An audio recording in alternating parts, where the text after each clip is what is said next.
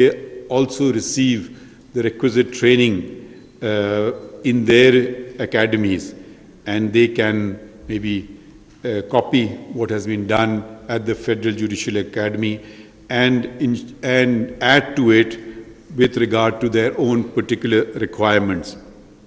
Then we have 3,200 judges throughout Pakistan in the district judiciary, of which a sizable number, I'm happy to note, 500 are ladies, and they also require training from time to time.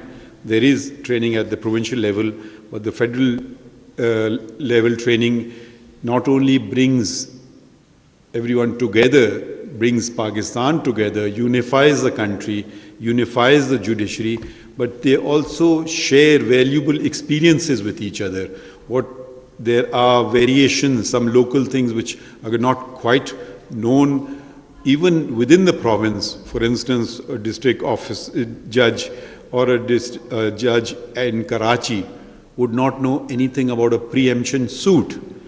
So there are many things which even within the province you don't know, each other provinces you don't know. So it's a good place to share ideas, to bring everyone together.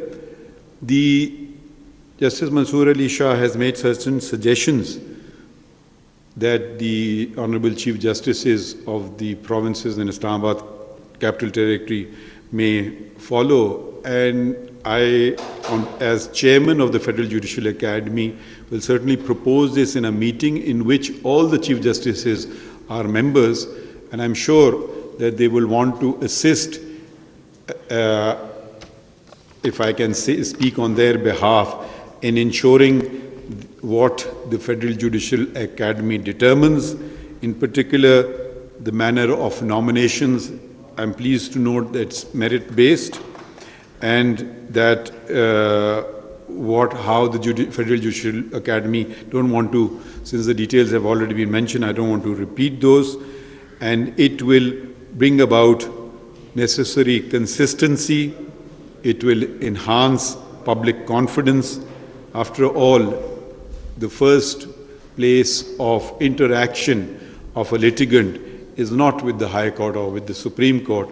It is with the civil judge, with the judicial magistrate. And we want to make them to raise their status to a position where further appeals